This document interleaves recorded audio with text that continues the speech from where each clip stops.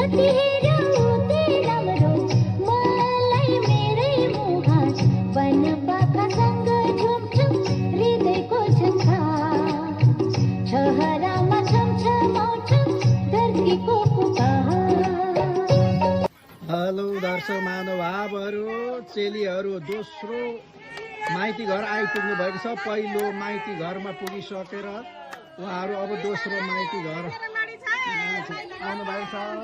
ल, दोस्रो माइती घरमा आइपुगिसक्नु भएको छ।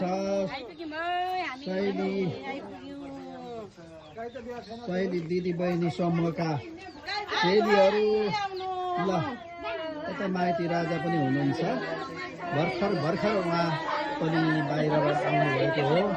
ल, चल्दैछ चेली र माइतीको। ल, माइतीले खुसी व्यक्त गर्नु हुँदैछ। दर्शकहरू आइदिनु भएकोमा धेरै खुसी लाग्यो भन्नुहुँदैछ। यतातिर ल चेलीहरू, हेर्नु होला।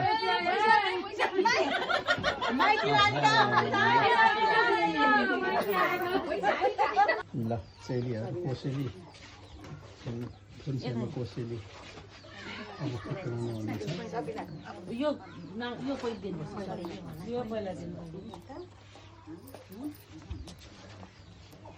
दुईवटा फुन्से छ दर्शकमा। के होला अन्त?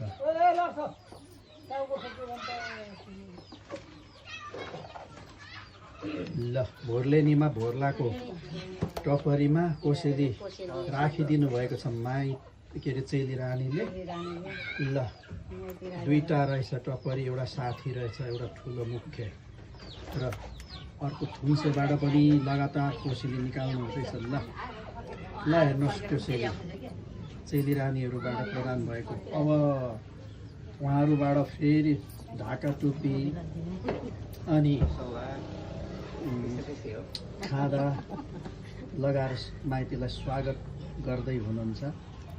ल हेर्नुहोस् ढाका टोपी चेलीले ल माइती राजाको शिरमा हालिदिनु भएको छ र त्यस्तै खादा पनि। ल, माइती राजालाई कति सुहाएको।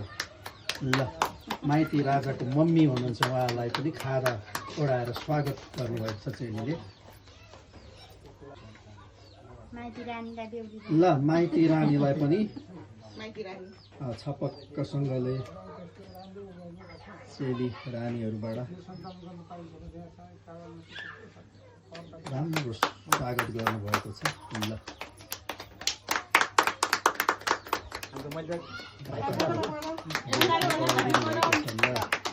एकदमै राम्रो स्वागत भएको हामी